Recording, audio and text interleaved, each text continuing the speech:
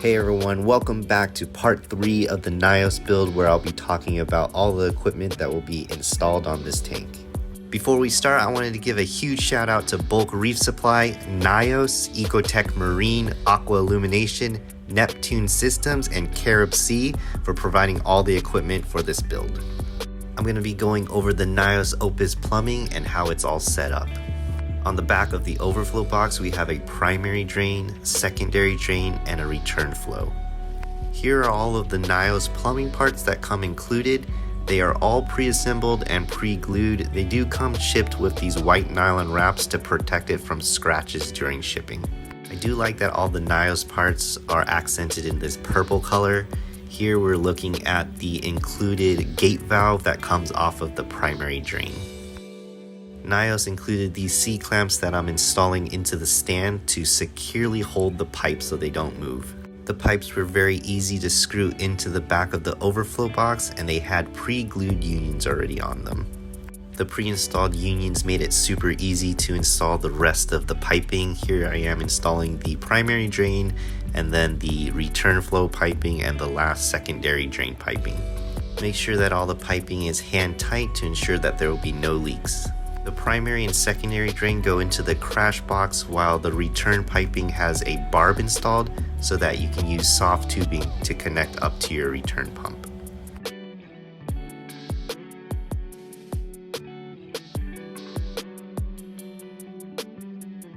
The last piece of this tank install is this wooden bar that goes across the back of the tank to make it look nice and flush, and also to protect the pipes from being bumped. So now that we got the plumbing completed in the Nyos build, we're going to move on to talk about the equipment that I'm going to be installing on this tank. And the first part is going to be talking about the lighting that I'm going to be installing on this tank. And so if you guys follow my Instagram channel, you know that I am a big fan of extruded aluminum. I'm going to be using a custom mount that I'm building right now, and it will be mounted to the back of the stand, and it'll go up into an L bracket where you'll have another extruded aluminum bar that goes across the tank. I'll be mounting the lights and the supplemental bars to that. What I went with is the Ecotech Radeon XR30 Pros. These are the G6 models that are the latest and greatest offered by Ecotech. I have 2 of these that are going to be mounted on this tank. It should be perfect amount of spread. It will be an SPS dominant system, so these lights will be plenty of par for growing the Acropora. I'll be also adding the AI blades just like I did on my display system inside. They'll have 1 grow and 1 glow bar that will be installed. Now, even the AI blades are good enough to be your primary lights if you wanted to, but in this case, they'll be supplementing the Radeon XR30 Pros. Next, for the flow or the return pump, I have the Ecotech Vectra M2, which is rated for 2,000 gallons per hour. This will be perfectly mated to the Nyos tank. And normally I would be building the plumbing to go into like a manifold where I'll install reactors, but I won't be installing reactors for this tank because I will be using these Nyos provided reactors called the Torque G2. This is the second version of this, where it has a base and a pump inside here, which will be pumping water into the reactor. And I can use GFO, or if I can use carbon in these reactors, water will flow through here and come back out. The base sits in the sump, and so I don't have to do any plumbing, no manifold, no nothing. Very simple, drop down, drop in and play. So once the media exhausts, I'll twist off the reactor, and then I'll pop in a new one with fresh new media. I have 2 of these, so it's convenient. I can just pop it off, pop the new one in, and then I can take my time cleaning the one that's dirty. So there'll be no downtime in the system. It will be very convenient. Next wave makers for this tank will be the trusted Ecotech Vortec MP40s. These are the same ones that I'm running in my display tank. I have 4 of them in there, and I love these ones.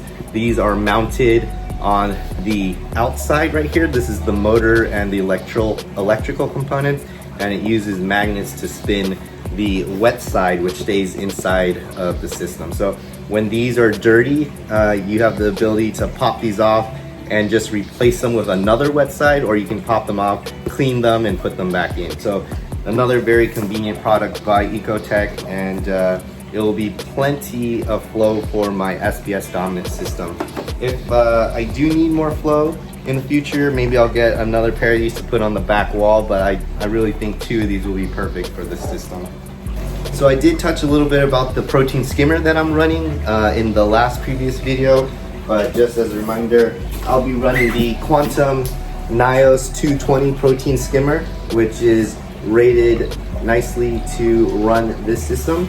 And the nice thing is I love the build quality, how it looks. It's such a nice skimmer. But Nyos tank, Nyos equipment, it's gonna be great.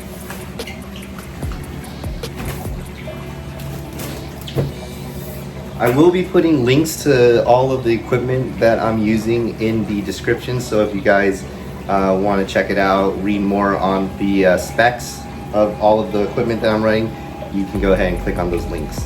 And lastly, the controller that I'll be running on this tank is going to be Neptune Apex. Now, I run Neptune Apex in all of my systems. It's automating my display, my frag tank. It's doing auto water changes. It's automating my mixing station here in the garage. And so we're going to go with the Neptune Systems Apex A3 Pro. And the Pro includes 3 probes: the temperature, the pH, and the salinity probe. It also comes with a built-in FMM module, which is the fluid monitoring module. You can plug in a whole bunch of accessories to it: optical sensors, water level sensors. You can do flow meters through this, and so you can automate lots of functions with that built into the brain, so you don't have to buy that separately in the A3 Pro. I'll also have the dose in this tank. This is Neptune Systems dosing system. It has 2 heads. You can dose all of your additives with it. I'm going to use this one specifically for an auto water change system here in the garage. It'll run through my mixing station and change out water on the daily. But that's all the equipment that we're going to go over in this video. Hopefully in the next video we're going to be talking about the rocks and the aquascape that was provided through Carib Sea. So thank you so much, Carib Sea, for sending me the rocks that will be going into the system. I'll be talking a little bit about what they are, what types of rocks that I got for the system, and most importantly, how I'm going to be building this aquascape for my SPS dominant build here. Here I am prepping the Carib Sea Life Rock in this bin where I'm curing them with salt water. Carib Sea did a great job at wrapping all the rocks to make sure they don't break during transportation, and all I did was soak them, rinse them in some RO water before placing the rocks into the saltwater bin to cure. The Carib Sea Life Rock shelf pieces are great for making a stable base for your rock structures. You can stack them up, design caves, make walls out of them. So they have a unique flat side, and the other side is just perfect for encrusting corals. Carib Sea also sent over a few boxes of Life Rock shapes, and they contain a mixture of arches, rings, and tunnels. I'm super excited to use this in my aquascape. I mentioned earlier that these are my curing bins, but I'm actually not curing these rocks. Carib Sea rocks do not need to be cured. You can just rinse them and place them in your tank. What I'm doing here is I'm seeding the rocks with beneficial bacteria so I can jumpstart the cycle of my tank when the time is ready. I love how the Carib Sea rocks mimics the natural coralline algae growth on these rocks, so as soon as I aquascape them and put them in the tank, it already looks like a mature aquascape with coralline algae growing on them. Thanks everyone for sticking to the end of the video. I'm going to wrap up by saying like and subscribe so you can get alerts to my videos and the next part of the Nyos build. I'll talk about the lighting bracket, equipment, and some aquascaping ideas that I might have.